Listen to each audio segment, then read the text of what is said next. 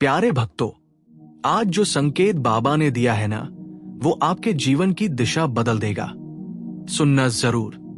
नमस्कार मेरी प्रिय बेटी, मैं नीम करौली बाबा।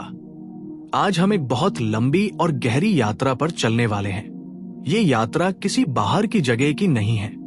ये यात्रा तेरे भीतर की है, तेरे मन की, तेरे सपनों की और तेरी असली पहचान की। ये वीडियो लंबा है क्योंकि इसमें मैं तेरे जीवन के हर पहलू को छूने वाला हूं। तो शांत जगह पर बैठ जा और पूरा समय ले। बेटी, सबसे पहले यह समझना जरूरी है कि तू असल में कौन है। तू वो नहीं है जो दुनिया तुझे बताती है। तू सिर्फ एक बेटी, सिर्फ एक पत्नी या सिर्फ एक मां नहीं है।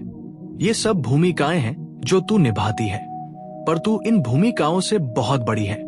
तू एक आत्मा है, एक ऐसी शक्ति जो जन्म और मृत्यु से परे है।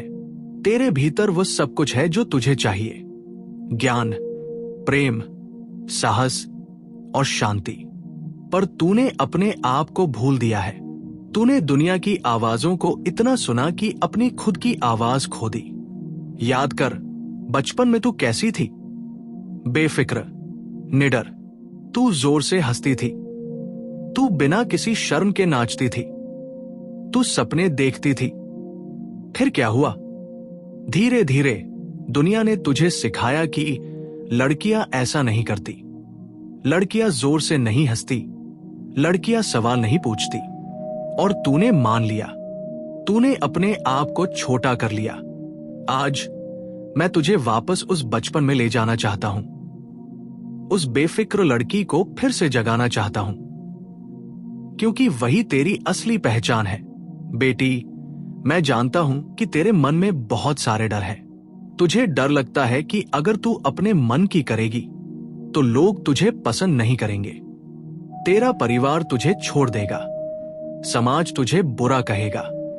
पर सुन, जो लोग तुझे सिर्फ इसलिए पसंद करते हैं क्योंकि तू उनकी मर्जी से चलती है, वे तुझे प्यार नहीं करते। वे सिर्फ तेरे उपयोग को प्यार करते हैं। और जो सच में तुझे प्यार करते हैं, वे तुझे तेरी आजादी के साथ भी प्यार करेंगे। तुझे डर है कि अगर तू कुछ नया शुरू करेगी और असफल हो गई तो लोग हंसेंगे, कहेंगे, देखा, हमने तो पहले ही कहा था। पर बेटी, विफलता कोई बुरी चीज नहीं है। विफलता तो सीखने का एक तरीका है। हर सफल इंसान पहले असफल हुआ है।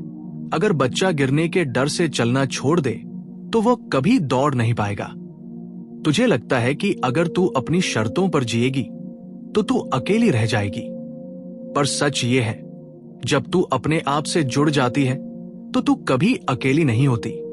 और जब तू सच्ची होती है तो सही लोग तेरे पास अपने आप आ जाते हैं। आज से अपने डर का सामना कर। जब भी डर लगे तो उसकी आंखों में देख और कह, मैं तुझे देख रही हूं, पर मैं तुझसे डरती नहीं हूं। बेटी, तेरे रिश्ते तेरे जीवन का सबसे महत्वपूर्ण हिस्सा है, पर यही तू सबसे ज्यादा गलती करती है। तू सोचती है कि तेरा पति तेरी खुशी का स्रोत है। अगर वो खुश है तो तू खुश है, अगर वो नाराज है तो तू दुखी है। पर सुन, तेरा पति एक इंसान है, वह भगवान नहीं है। उसकी अपनी कमियां हैं, अपनी उलझनें हैं। अगर तू अपनी पूरी खुशी उस पर निर्भर कर दोगी तो तू हमेशा निराश रहोगी। अपने पति को प्यार कर, उसका सम्मान कर, पर अपनी खुशी की चाबी अपनी जेब में रख। तू अपने बच्चों के लिए जीती है। तू सोचती है कि अगर वे सफल होंगे तो तेरा जीवन सफल हो जाएगा। पर बेटी, बच्चे मेहमान हैं। वे तेरे जरिए आए हैं, पर वे तेरे नहीं हैं। उनकी अपनी यात्रा है, उन्हें उड़ने दे। उन्हें अपनी उम्मीदों के बोझ से मत दबा। और सबसे बड़ी बात, उन्हें यह मत सिखा कि खुद को भूलकर दूसरों के लिए जीना चाहिए। उन्हें सिखा कि खुद को प्यार करना कितना जरूरी है।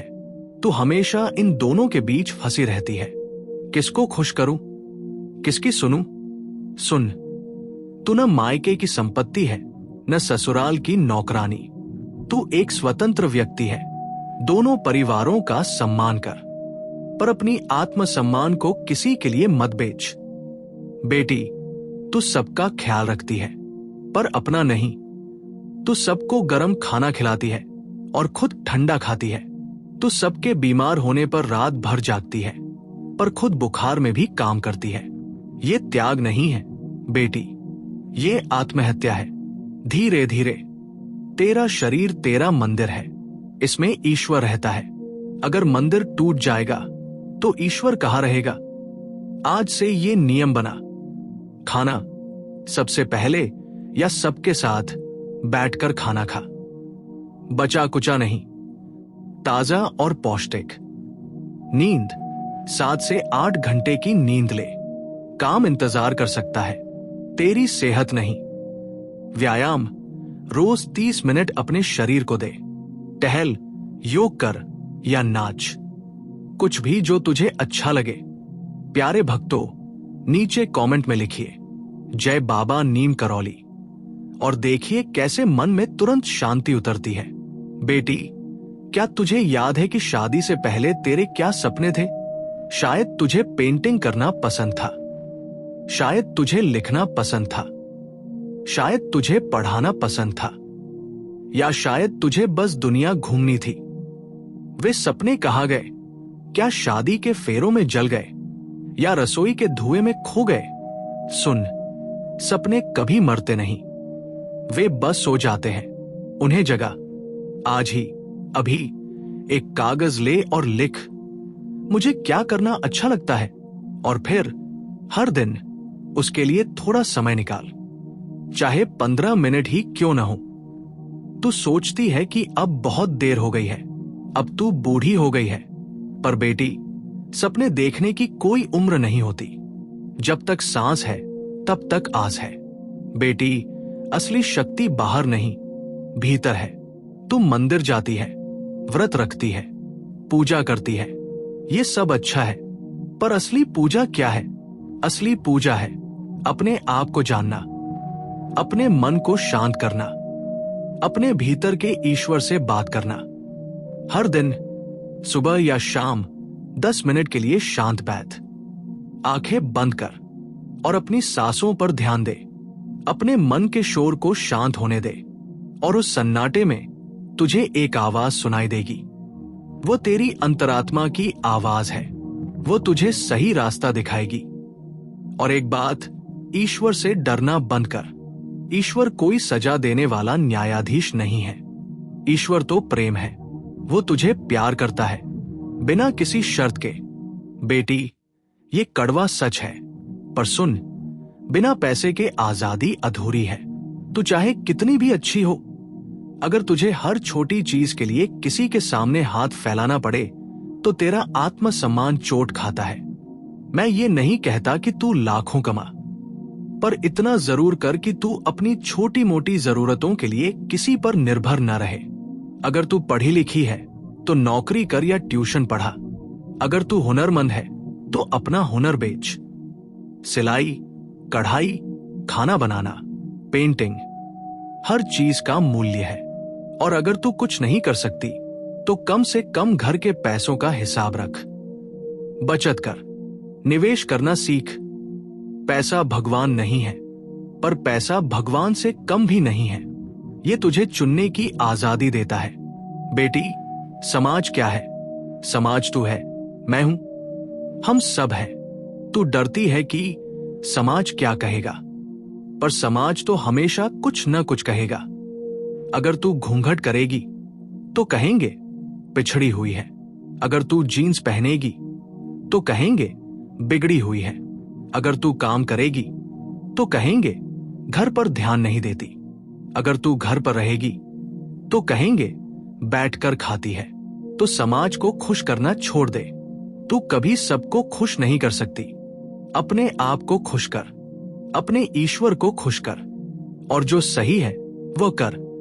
याद रख, इतिहास उन औरतों को याद रखता है जिन्होंने नियम तोड़े, उन्हें नहीं जिन्होंने चुपचाप नियम माने। अगर आज आपको महसूस हुआ कि बाबा आपके पास है, कमेंट में जय हनुमान लिखकर अपनी उपस्थिति दर्ज कराएं। बेटी, तेरे मन में बहुत कड़वाहट है, तू उन लोगों से नाराज है जिन्होंने तुझे चोट पहुंचाई, जिन्होंने तुझे धोखा दिया, जिन्होंने तुझे समझा नहीं। ये कड़वाहट एक भारी पत्थर की तरह है जिसे तू अपने सीने पर लेकर घूम रही है। इसे उतार दे, माफ कर दे। माफ करने का मतलब यह नहीं कि तू उनकी गलतियों को सही मान ले या तू उन्हें फिर से चोट पहुंचाने का मौका दे। माफ करने का मतलब है तू अपने आप को उस दर्द से आजाद कर ले, तू अपने आप को उस गुस्से से मुक्त कर ले। माफ कर और आगे बढ़, क्योंकि तेरा भविष्य तेरे अतीत से ज्यादा कीमती है। तो बेटी, आज से तेरी नई जिंदगी शुरू होती है। आज से तू बेचारी नहीं है, तू शक्ति है। आज से तू चुप नहीं रहेगी, तू बोलेगी। आज से तू दूसरों के लिए नहीं जिएगी, तू अपने लिए भी जिएगी। ये आसान नहीं होगा, तुझे डर लगेगा, तुझे रोका जाएगा, तुझे ताने मिलेंगे, पर तू रुकना मत, तू डरना मत, क्योंकि मैं नीम करौली बाबा तेरे साथ हूं। मेरा आशीर्वाद तेरे साथ है।